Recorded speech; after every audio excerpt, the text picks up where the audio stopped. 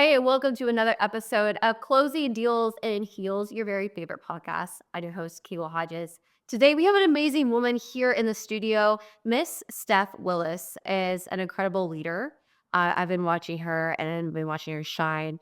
She not only helps so many women crack into like the high ticket space for sales, but she also shows them how to use who they are, right? Like their authenticity, showing up on my social media and help grow that brand so they can transform their lives. Welcome to another episode of your favorite podcast, Closing Deals and Heels.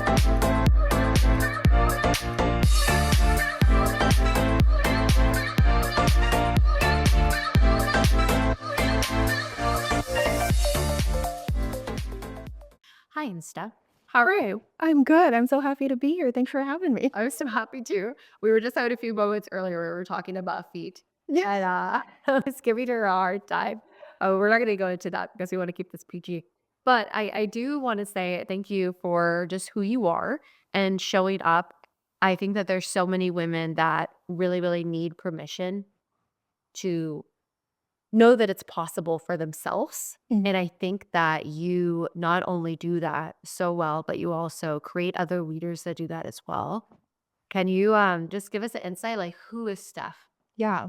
So I specialize in online social selling. So I've been in the industry for about 8 years. I started in like a low ticket, like a Mary Kay type vibe, Yeah. product sales, and it was horrible, absolutely horrible. And it took me probably like 2 years to get my first teammate, but I kept learning and developing skill sets over that. And so I found a passion for sales and helping women specifically because of my background. And, I think that sales is a male dominated industry, and there's not a lot of females out there that are helping other women really tap into that femininity. And that's why I loved like connecting with you because it's just that the same vibe. And for me, it's been this evolution of helping women, helping myself, filling my cup up so that I can flow into other people. Okay, so that's so good. We have to go into that because I talk about this all the time. So being in a place where you started off in traditional network marketing, like I grew up in a house like that as well, very gay household too, and watched my mom like kill herself, earn the Cadillac, and then go to pick it up and a check bounced and she didn't get it. She was like devastated. It was like so hard on us, whatever. But watching like traditional network marketing taking so long, Mhm. right? And you have to like go for the dream and the dream and the dream and you push. And I see women 18 months to 3 years and still not make it there. Mhm. Like, I want to get your insight on that first. And then I want to go into the fill your cup up because I think that's really important. Like, what have you seen in the industry for like network marketing? Because I think it's really hard, especially because it's overly saturated, because a lot of people don't like salespeople. People hate network marketers. Um, so just in general, right? So, like, what are you seeing in that industry? Because I definitely think that it's possible for some women. I definitely think you need to be really, really patient and build a big brand to be able to be like successful in there. Like, what are you seeing? Like, what are your insights on that? Hey, beautiful. Just want to take one little second of your time to interrupt this podcast. First of all, I just want to honor you for showing up for yourself. Like, thank you so much for watching and for listening. Like, you have no idea how much it means to me. If you can just take just 1 second of your time, a little favor, and please hit the subscribe button. Please leave a review, comment on this, and share it to another woman that you know. We as women get to really stand and honor each other, and we do that by lighting fires at others' hearts. Sometimes a woman just needs to know that you believe in her and that she's capable, so please send this to her. I appreciate you. Thank you for taking that out of your time and doing that for us. You have no idea how much it helps and how much it helps us bring a really amazing guest on this show and get it out to more and more people. So thank you again. I will see you back in the show. I think that we need to have more realistic expectations for network marketing because typically women are either coming from a 9 to 5 or they're juggling a 9 to 5 at the same time. And they're coming from this employee based mindset of like, my boss is going to tell me what to do. Give me a checklist. I have 8 to 5 to get it done. If I don't get it done, I'll get it done tomorrow. And someone's constantly monitoring their activity. Yeah. Where when you transition into entrepreneurship, I think network marketing, nobody. I think it's a beautiful transition and a segue to entrepreneurship to where you don't have to go brick and mortar invest multiple hundreds of thousands of dollars and not see a return for years. Yeah. I think it's a great segue, but I think it needs to be met with realistic expectations Yeah. of, hey, I'm brand new here. I'm going to learn a skill. I'm not going to give up just because it gets hard. And I think that it's portrayed a lot of times as you can be a millionaire by next Wednesday. Yeah. And that's where people have this disconnect Mhm. is when they don't see that instant success, or maybe they're comparing their chapter 1 to someone's chapter 20. Yeah. They get discouraged and they quit. And then, they rightfully, just put blame on someone else or an industry or a Of course, company. it's so much easier to do that than themselves. But I think what you're picking up is so good because it's not just one skill. When you become a business owner, you are every job. You are the accountant, you are the CFO, the COO, you're the marketer, the salesperson, your HR, like you're complaining to yourself, right? And it takes many years, I really believe, to truly understand different aspects of running a company, right? And when you're brand new, you don't know that. And so there's a lot of stuff that's going to go, to the haywire. But the one thing that you could be focusing on, which is what I want to talk about, is like at least learning how to sell. Because if you have cash, you can figure out everything else. If you have cash, you can pay for someone to do your website. If you have cash, you can pay for somebody to help you with social media. But some of us, we get so excited because as women, we're creative. We're like, ooh, the social media and the marketing, and oh, I'm gonna make this perfect website. But you have no cash, so then you burn out, right? Do you see that too? Hello, that was me. Yes. Yeah, and the suck thing is with like a low ticket product based Yeah. industry, it's hard. It's really hard because you're hustling for $20 commissions. Yeah. And there's nothing wrong with it. Like I'm so thankful that I got that skill set, but it's hard. So that's where realistic expectations come in because if I'm out there doing all my Canva, like working in there for hours, doing all my social media, Yeah. and then you get a $20 return, it's almost deflating sometimes. Yeah. Unless you're building large teams, Yeah. right? And I definitely believe like network marketing is so great because everyone can be your prospect. Mhm. Everyone needs more money. Everyone needs more time. The one thing that I see that is hard is that salespeople, network marketing people, get too excited and then throw up their offer. I used to call that throwing up pink. And Mary Kay, you just throw pink all over somebody. Yeah. Now I see the water, like you guys, like throwing up water on people. It's Yeah. like water, water, water. Like it's just like water. Uh, when you have to figure out this person needs to feel a need versus just showing your opportunity. I have an opportunity for you. Like it's so bad, like it pulls back. Even if you talk to a friend and they're like, I just got fired, everything's so horrible, and you like jump in with your solution, they're not receptive to it because they don't feel like there is pain yet. How is it different? I know like with the Enagic and the KMR stuff, like how was it different for you? Because that's high ticket, which I think is great. That's the one thing I like about that company. Because you can go in your first month and actually make money. And it is realistic if you know what to do and you have like a clear expectation. Yep. What are you seeing? Because you have a large organization. You have a lot of women that work for you, work looking up to you, and you've created a lot of people that are doing their thing. Like give us like the difference of what you've seen and like maybe a couple wins from some of your girls that made you like so proud. Yeah. Part of that. So I feel like the biggest difference is just like you said, you can come in and you can make sustainable, like actual impactful income to where, a lot of women I see replace their 9 to 5 income in their first month, but it's not without help and support. Yeah. They don't just start a business and then they know everything. They come in, they remain coachable, they are learning new skill sets. For us, like we'll close their sales so that they're learning as they're earning. So they're not missing out on that. But I think the main difference that I see is, you are trying with a low ticket product, right? Yeah. You're constantly outworking attrition. So it's about every 90 days, people want to change products, all the things. But with high ticket, there's less attrition. And I always give the example of like Honda buyers versus Ferrari buyers. Yeah. You don't see Ferrari commercials online because their target audience isn't sitting around watching TV. Yeah.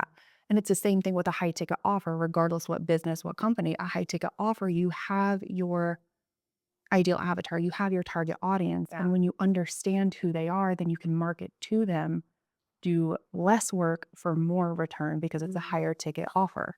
And a lot of people get it confused to where they're like, oh my God, I don't know how I could ever sell a 10, 20, Yeah. $25,000 offer when I can't even sell a $100 Mary Kay product or a low ticket It's product. actually easier. It's so much easier. When you're talking to somebody with money. Yes, I would so much like one of your girls in Elite, Sydney. Yeah. I would so much rather be a Cadillac salesman Yes. than a Honda. And there's nothing wrong with a Honda, but it's just a different caliber of person. Yeah. You know what they're looking Less, for. less issues, less complaints. Mhm. And that's what I've seen over time too, is just like somebody that's like, you're gonna deal with somebody that's very different. It's like, hey, how much is it? It's 20 grand. Let me wire you it right now. Versus somebody that's like, hey, it's $1,000. And then they have all these questions and they're doubting everything, all this other stuff. And there's nothing wrong. It's just saying that they're like just in a different place in their life. Yeah. You know, and they have less things to worry about. Yeah. Let's go into the fill your cup up. Okay. So as a woman in business, I'm sure, just like me and like a lot of over there watching, you've had days where you feel completely exhausted, depleted, want to quit, figure out like, oh, I don't know if this is for me.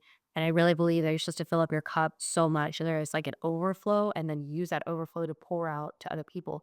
But we typically don't know how to do that, especially at the beginning when we're trying to figure out and when we're in survival mode and all this other stuff. So like, can you walk us back? Like walk us back to before you figured this out and it was hard and like just real raw, like a moment, a scene where you're just like, fuck, I don't know if I could do this. Where's that moment?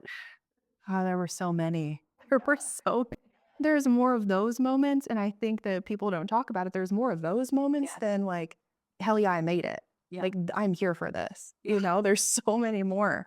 But I remember, not too long ago, I actually did a live on my profile and I was organizing my like books in my library.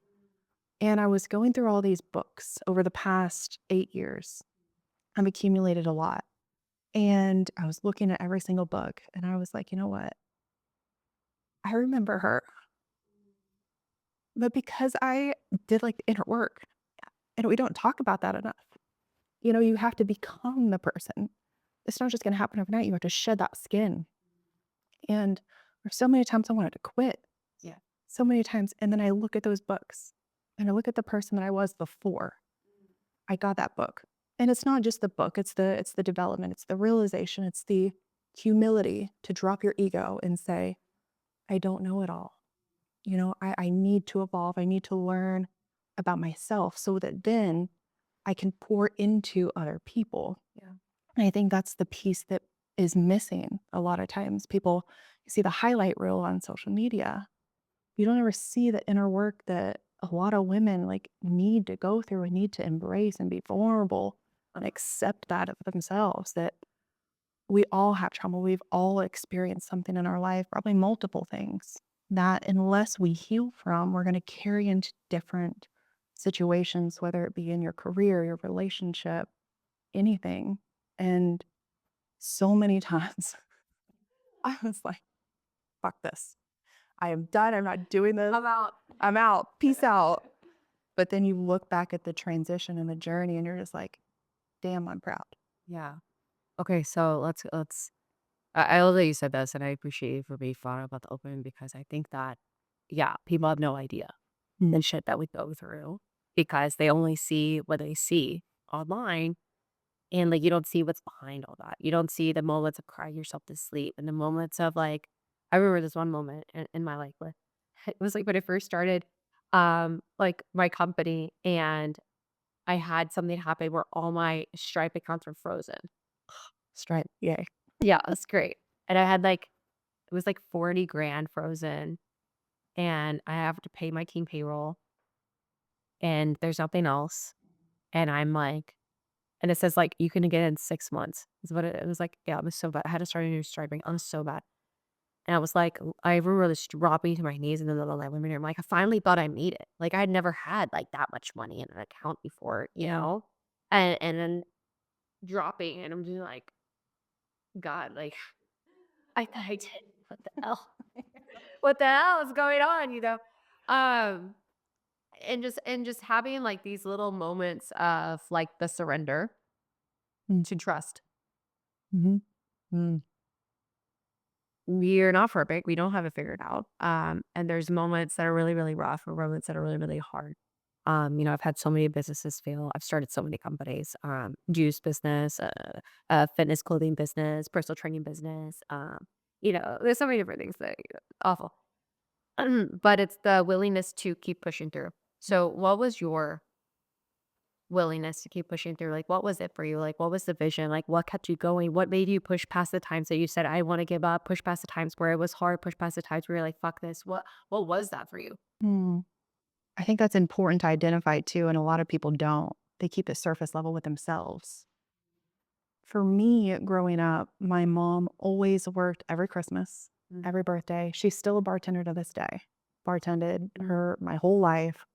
I remember like that was my daycare. It was at a yacht club. And so I would go in when she went in to open, and I would go sleep on chairs in the back, Wow. and I would leave with her. And like my parents are still married. And so like I loved being there as a kid. So it wasn't like, bad. Um, but I knew one day I wanted a family. And I was like, I really wish she was there. Yeah. Birthdays, Christmas, but I get it. Yeah. And so I respect the hustle though. Yeah. So I learned the hustle from her and the sacrifice from her. But I always felt like there was a better way. There was a better way. And so every time I wanted to give up, I just kept thinking about like my future family, whatever that looked like, whenever that happened, kept thinking about that. The life that I wanted to have that I didn't necessarily have as a child. And if I had a good childhood, it wasn't bad, but it wasn't like what I'd envisioned. You have that vision, just like women have like the vision of like their perfect wedding, like the vision of like a perfect Yeah. family, perfect like dynamic childhood. And then I wanted to create that. And so that always kept me going. And I think you mentioned just surrendering. I think a lot of women, particularly, like to be in control Of course. because we're control freaks. But like when you can just let go and know that, you know, whatever you think about is going to happen.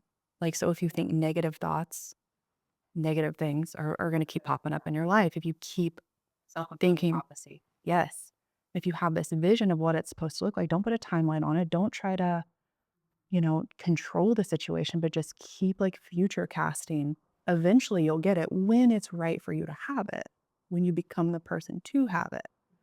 But you always have to have that purpose and that vision in mind. Like, what am I doing this for? Yeah, and I think it's so much easier said than done. Of saying like, oh yeah, like I don't want to think bad, or oh, I need to just let go and not control. That's hard. That's been the hardest lesson I've ever had to learn in my life, and I'm still trying to figure that shit out. Yep. Because I was in survival mode for most of my life. So try to trust anybody else, right? But me, which I want to go into this, like learning how to like trust men, learning how to trust in my relationship.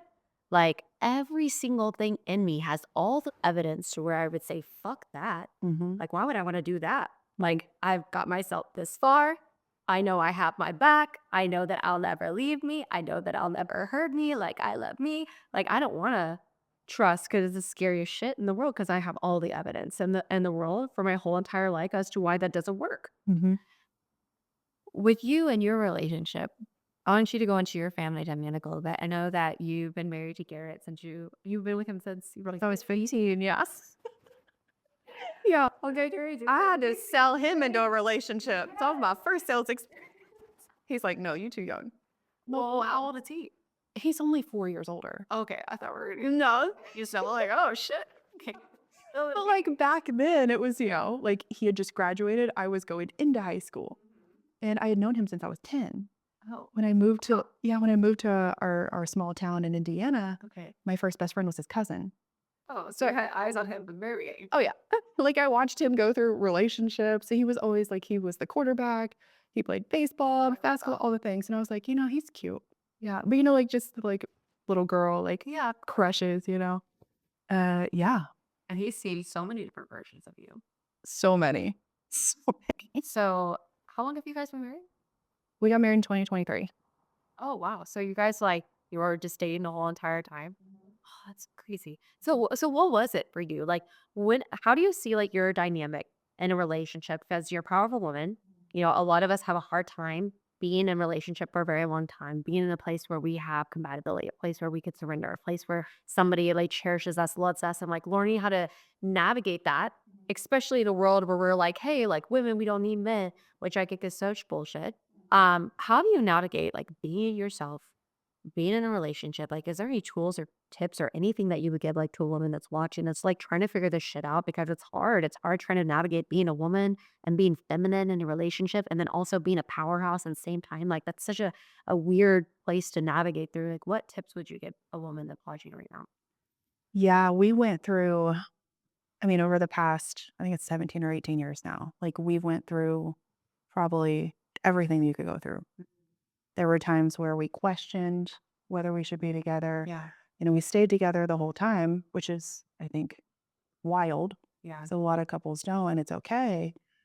But I think the one thing that truly, we're in such a good place now, and we have been for a few years now. Before that was rocky.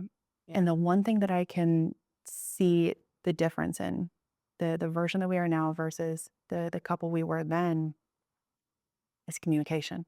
Mm. No way. It's communication and just learning how to, because I think as women, we watch these fantasy movies and we read these fantasy novels and we think it's supposed to be one way. And it's, we have a need and we expect them to know the need Yes. without us saying what the need is. And so then we get resentful. At least that's what I've seen. And I was doing the same thing. We get resentful when our needs aren't being met. Yeah. But they're not mind readers. It's like they're just humans. And so when we really worked on our communication and like actually being able to be vulnerable with each other, because he comes from a family where they never really said, I love you. And it was never really affectionate. And that's my love language is like physical touch and words of affirmation. So completely foreign to him. Wow.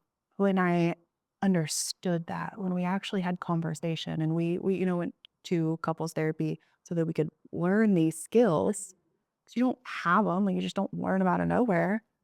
That's when our relationship really started feeding into one another. And so both of our cups were getting filled because when they were starting to get low, we were able to communicate, hey, I need this. Like I'm on calls all day. I'm, building a business. I'm building an academy. And so he's in there studying. I'm talking to people all day. And before, it would have probably triggered both of us to come together. I want silence after I come out of my office. And he just wants to talk because he hasn't talked to anybody. And that would have probably caused a lot of issues prior. Yeah. But now we're able to communicate and be like, hey, this is how I'm feeling. Mm-hmm. I just need a minute. And then, maybe let's do this later. Let's do this tomorrow. Instead of just building up that resentment. I think a lot of women they do that and they just kind of put the blame on. Well, I think that women think that men are just hairy women. And I think that, Allison Armstrong talks about that. I love her stuff. And Jeremy and I both went through a lot of her training. It helped us so much more understand each other because we're different species. Like I don't understand the way he thinks and he doesn't understand the way I think because it's very different. He thinks one thing at a time. And, I think multiple things at a time. Like there's studies that talk about like women, they're cooking dinner and then their husband comes in and goes to the pantry, gets a snack, and they're like, what the hell? How rude. How dare you? Right? But in his mind, he's like, I'm hungry, I eat, and so he's just trying to get us Very caveman. but it's very caveman like, right? He's not thinking about, oh, I'm be rude. He can't think about multiple things at a time. When a woman opens the fridge, she gets something. If it's dirty, she can see that. I clean it up. He won't do that. He'll just open it. It doesn't matter if there's mess. He'll grab something. We are very, very different. And our ability to communicate our needs is so essential, but also understanding that they don't understand, the way we're coming from because we have all these different emotions, there's different things that are going on, and having just like a little bit of patience and the ability, circling all the way back to the beginning, of pouring into yourself. Because I don't know about you, but one thing I notice within myself is like sometimes I'm so busy and I'm tired and I'm pouring into people all day long and I'm in a place of leadership and Jeremy's my safe place. Yeah. And so I'll come to him and complain or like, like this is what's going on because I don't get to do it to anybody else. Yeah. And he's my rock. And so I can go there. And then in his perception, he's like, man, she's in a bad mood all the time. but it's not. I'm in a great mood all the time, but he's my one person that's safe and I'm coming to him. Yep. And so it was just like learning how to like self-regulate first and be in a place where I'm happy and coming to him as I'm happy. Yeah. He's like, oh, she's good and I make her happy versus like everything I do is wrong. And just kind of learning those dynamics. I think that it's really, really important. And I'll go back into with the women that you're helping.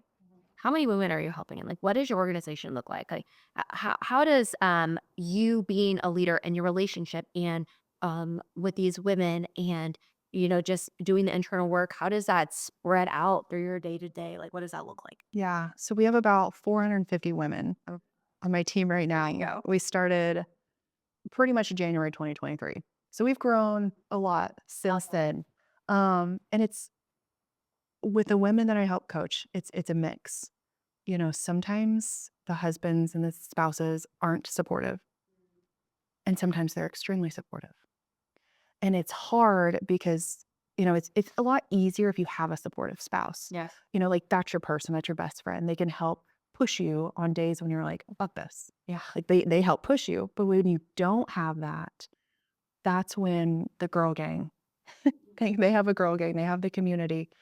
And it's so sad because I see a lot of men that aren't supportive that like will put their women down. Like, you could never do that. Who do you think you are? Yikes. And it's so sad, but like it on the flip side of that, like, Do you feel like they're trying to protect them too? Because I feel yeah, like part of it is like, I'm just trying to protect you. I don't want you to get hurt. I don't want 100%, you to not lose it. Yeah. 100%. But they get to learn how to do that for themselves.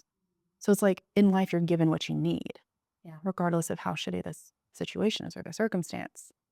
And the women that have had like the hardest time, like starting a business, developing themselves, the majority of them didn't have support in the beginning, but they like tapped into and found their purpose. Yeah. When they were never supported. And so now it's like, okay, how do I support myself? How do I love myself so that I can do whatever it is they want to do? What would be like the biggest transformation that you've seen? Like out of the 450 women, what was a woman like before and like where is she at now that you're like just so proud of? Mm, God, there's so many. There's definitely like a few that like stick out, but I think Paige, I was about to talk about her too because she closed 3 deals last week too, right? like 5. Like I'm spitting go. Okay. And we were talking about this, and I met her right when I started this. We're in the same company. We weren't in the same, like she was not in my team. She was in someone else's team. And I met her Oh yeah. in Seattle. And I just remember sitting at the table with her, and she was brand new. I was brand new. And I remember her talking about washing feet. She's like, you know what? I don't know anything. I know nothing. She's like, there were tables over there with women that had just started who, were shy and timid, and they were afraid to like come up and talk to, me and my mentor. And like, we're all just people. You know what I mean? Like, another woman should never be intimidated or scared to talk to another woman, Yeah. And so There's been a lot of stuff that's caused that. That's other stuff. I've been there. But I loved her because she sat over there, and then she saw this table of like people that were winning. And she came and sat down at the table. She pulled up a chair and she's like, hey guys, what's up? What a beautiful metaphor. Like let's just like pause right there. She saw a table of people that were winning and she pulled up a chair and sat down. Yep. I like how this one's like that's everything. Mhm. Right. And, we started talking about business. She's like, I don't know anything. Like, I'm willing to wash feet to learn. She's like, you need me to wash your feet? You need me like rub them? Like, whatever. And it's obviously metaphorically. Yes. But she was saying that she would get dirty. She would drop the ego. She would be humble. She would not know anything so that like she could be poured into and developed and transformed and learn skills. And Garrett and I talk about this to this day. That moment at the table, Garrett was like, she has it. She has it. And I was talking to her yesterday, I think, or the day before. No, it was yesterday. And Garrett was like, I don't think she's ever had anyone who like believes in her. And I was like, oh my God, I don't think she has, like, anywhere in her life, friends, family, anywhere, like just full on like believe that she's capable. And he was like, you you did that for her. Like, you took her in. Like, you saw everything that she could be. Yeah. And you worked with her through all the highs, all the lows, all the self-doubt. And you did that without anything. He's like, those people deserve that. The people that like, they need support. They need love.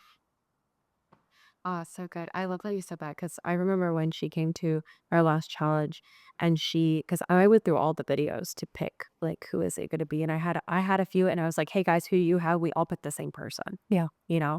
and just something about her, Mm-hmm. the hunger that was inside of her, when she was coming, she's like, this is what I want. This is why I'm doing this. She's so like, I will not give up. Yep. This is what I'm going to do.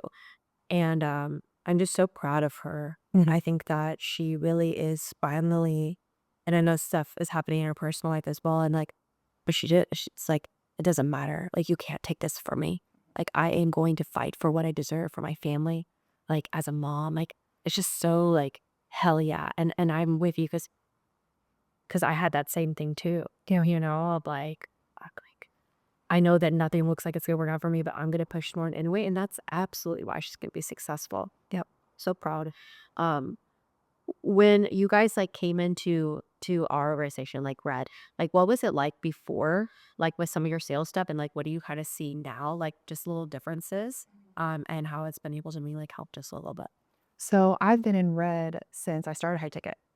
Oh shit. Uh-huh. Yep. So I just started elite, but before Yeah. I did like a lower package Okay. to where it was like self-paced because that's all I could afford at the time. So were you part of Marina or Lacey stuff? Is that what it is? Because I did something for both of them, and I gave them. I don't know. Maybe I don't know. This purple organization. Because for Marina, I did. I went through the whole script with them, and it was recorded, and I gave it to them. And then for Lacey, I did like some like online training, and then they had that as well. So I wonder if you went through one of those. I found you on Instagram. Okay. Well. And I was like what she teaches. Okay. Because it just felt like Yeah. authentic. Yeah. Because It wasn't shoving something down somebody's throat. And at the time I had, my mentor then, and she was great at sales, but it was more masculine. And then my other mentor, it was a dude. Yeah. And so he's very masculine. Very masculine. And so that doesn't work for a lot of women. Yeah. And so when you have a woman trying to be this man energy, especially online, especially in network marketing, especially in social selling, their resistance goes up immediately. Yeah. And so what I've noticed is when I started last year, I guess 2 years ago, going through the modules, all the things, I noticed how it was more about actually finding out if the person had a need that I could solve versus just trying to shove something down someone's throat.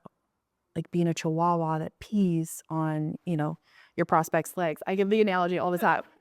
I tell my girls, I'm like, listen, you go to someone's house, right? And they have a golden retriever and a chihuahua. And like you knock on the door, the chihuahua's barking, right? Like it's annoying. Everybody knows the chihuahua. You walk in and the chihuahua is so excited, like wants to see pees all over your shoe. And you're like, gee, thanks. Like you're nice, like you're cute. But like you just peed on my shoe. I don't want anything to do with you. And then you have the golden retriever over there that's sitting down and he's just like, waiting for you to come pet him. And then that is what your sales methodology is like, the golden retriever. You don't pee on people's feet. Like the dog. Like, so now like having more of my team get involved with your program, it takes that stress off me too of having to like be everything for everybody or just having to coach them like through their mentality, coach them through, like sales, obviously, coach them through social media, coach them through all these things where like that's your specialty. And I see so much transformation in people in my team that have joined and have went through and have started like implementing the things that you teach in Red. So it's amazing. It's beautiful. Yeah, I'm really, really proud too. I like, especially like Paige from last week. Like, I just like saw her light up on that call. She's like, I just closed the retail, like I'm busy. Oh my god, holy shit, girl! Like She had never done that. no, In 2 years. never closed a sale by herself. Yeah, she's just on fire right now. And I think it's just like give you permission, you know, the fulfillment piece, of like really transforming people's lives and knowing that you had a piece in their story. I think what's really cool, as well as like women coming together, like the collaboration, the support, of like, hey, like having a win-win, and I appreciate that because I think that so many times because when we get so like catty and stuff and like you don't want to support each other, like where can we have a win-win world where like it supports you, we help your people, like you're doing well, they're doing well, we're doing well, and it's just like a win situation because the purpose is intentional and the purpose is actually caring about people and making a difference. And I think that what you guys are doing is so beautiful. And I know you just changed something else and now you started a different platform. Can you go into that just a little bit and like what the vision is for this year, what you guys are focused on? Yeah. So I have a history in relationships of getting into whether it be like friendships, it was more in relationships like romantically, but there's this pattern that I have noticed that I've talked to my therapist about getting around like narcissistic people. Oh, hey, fun. I love it. But she was like, it's because you possess the three qualities that like they attach to. What's the third quality? It's like compassion. Frick, I don't know off the top of my head, but she was talking about it, and I was like, oh, okay. She's like, don't change them. Like it's what makes you you. They're good qualities to have, but you're more susceptible to that. And so, I'm grateful for everything that I learned over the past couple of years, but there was a lot of toxic People. leadership. And so finally like being able to finally put my foot down Yeah. and just say like, I can't do this anymore. Like it's not filling me up. It's not, I have to distance myself from that. And it was scary for a minute where, I had this support system. I had all these things over here. Then I was like, you know what? I have to go be on my own. Like, because even as scary as that is, I know that it's going to be better because I don't have that toxicity. Yeah. Which is showing up in a lot of network marketing companies, by the way.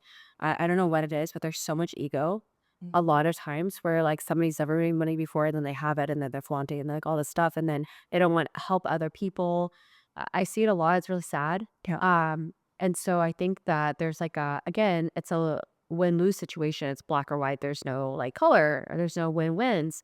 And I think that when you beat your ego in the way of business, it's really hard to be in a place of collaboration and support, especially when you're being selfish. You're like, oh, I don't want to help this person because I don't want them to outshine me. Really weird. Yeah. So I think that you were going through something similar, Yeah. right? You made a decision to choose yourself. Mm-hmm. You started something new. So what is that new thing? And then what does this next year look like? Yes. So the new thing, it's called Legacy Leaders. My whole team, when I made that transition, I didn't realize that that's what everybody was looking for. Mm-hmm. And even Garrett was like, you need to do something. Like you're bigger. I'm like, oh, no, maybe not. We'll just stay down here. Stay nice and safe down here. But what that looks like is a collaborative community where it's collaboration over competition. It's a safe space for women and men. I predominantly work with women though. I found that like I truly love working and helping with women. No shame to men, but like my skill set, my expertise, like I can really connect with women. And it looks like a space where everybody wins. Everybody has a safe space. Everybody can ask questions. Everybody has permission to be themselves and everybody has permission to be vulnerable. We don't have to be go, go, go, go, go 24/7. We don't have to hustle till burnout. Yeah. It's balance. No. I'm sure you've been there too. Yes. What's the secret to not hustle and like, because I work hard. I'm sure you work hard too. I work all day long. Yep. I was working last night till like, 10 o'clock at night and I love what I do. Yeah. But I don't feel like I'm burning out anymore because I'm taking time for myself like in the day and I like fill up my cup, going back to the fill up the cup thing. What do you do? Because I'm sure you work hard too. Like, how do you see yourself not going to burnout? Like, what is something that you do to make sure that that doesn't happen? Boundaries. which I never had before. Okay. So it's like at a certain time, no matter how much I'm in love with what I'm doing, no matter how much I love what I'm doing or like wanting to help people, I shut off. Even if I don't like it, I'm like, oh, I have like so much energy right now. I could go do this, this, and this. I shut off and I conserve that energy so that it maintains throughout like the duration of building a business, running a team, being a leader. And I think that boundaries are so important. And I think a lot of people have a negative connotation around boundaries of like it's selfish. Like I say, no, I'm not responding to a DM at 8 o'clock at night. It's selfish on me Oh. to do that, right? Or is it I love myself enough? Exactly. It's that. Not. I do that a lot. I don't respond to messages. I choose to conserve my energy a lot, and sometimes I feel bad because I'm like, there's a text message in my phone that I haven't listened to. I'm like a week or whatever. But I'm just like, I don't have the time because there's only a certain amount of time that I can use, and I use it so effectively, and then I'll get back to it when I can. And I think that it's distanced me from several people, over the years for sure. Like people just don't understand, or my parents don't understand, or whatever. But I'm just trying to make sure that I don't burn out, and I love myself enough to be like, hey, I can't, you know. Um, what would you say, like, is it just a piece of advice for the woman that's watching as we're closing out today of just like, she's at a place where she doesn't feel worthy of success, or she feels frustrated. Maybe she's trying so hard and it's just not working for her. Or she just feels like her life or cards were not really dealt in her favor and she feels like she's stuck. What would you say to her? I would say, don't give up. Don't give up. Do the inner work. Like find out where you're at. I love the themes of consciousness. And are you familiar with it? Is that before the what's the book? It's called The Four Agreements? yes. Is that same or no? I think it's different. Okay. It It may be in there, but the themes of consciousness are like rejection, anger, fear. yes, yes, yes. So you can't move past those. You can't get into enlightenment. You can't get into joy, peace, and love unless you've went through every single step. So your journey's just climbing a staircase. You have to go and you got to learn how to get through each level of your consciousness. If a woman's sitting there doubting herself, like, I can't do this. I'm not meant for this. My cards were, they weren't dealt to me like that. I'm not lucky enough, whatever. You're going to do the inner work to move through those so that you could get to a love, acceptance, forgiveness. You can't get there unless you do the inner work. And you can't do that unless you have the belief that you can. Even on the days that you don't, like just somewhere, a little tiny space in your brain, it needs to live. Like, fuck this, but I'm going to figure it out. Everything's figure outable. There'll always be tomorrow. Scarlett O'Hara, Gone with the Wind. I'll figure that out tomorrow. Now take a bubble bath, take a break. Yeah, I want a vacation. Yes, and also the brainwashing yourself to believing it's possible though, because sometimes your outside circumstances doesn't look like it. But if you just tell yourself like, hey, like I was meant for more, like I do have a destiny, it's coming, like my mess will become my message. I believe in myself, like it's going to happen for me. And the moments that you'll feel like that, just keep saying that to yourself, like I'm bigger than this. Like there is a reason for this. It is happening for me. And one day Mm-hmm. you'll look back or you'll go back to your bookshelf and you'll remind yourself of the woman that felt not enough or didn't have it figured out as she was reading all those books, and you'll have that gratitude and appreciation in your heart for her because like, she got you here. And it's just Yep. Exactly. No matter what, like you got you. Just like you said, you got you at the end of the day. Your brain doesn't know any different, whether you tell it you're successful or you tell it that you're not. It's going to believe whatever you tell it. Well, Seb, where can everyone find you? Find me on Instagram, on Facebook. My handle's the same for everything. It's at STEFSKYE, Steph Sky. Love it. Thank you so much for being on here. Anything else you want to say before we end this? No, I mean, just always believe in yourself. Always believe in yourself. You will get you to where you want to go. And you're not good or bad at anything. You're simply trained or untrained. Ooh, I like that. And it's easy to get trained. It's just a skill set. You learn a new skill set. But you're not good or bad at something. Love that. Trained or untrained. Thank you so much for being here.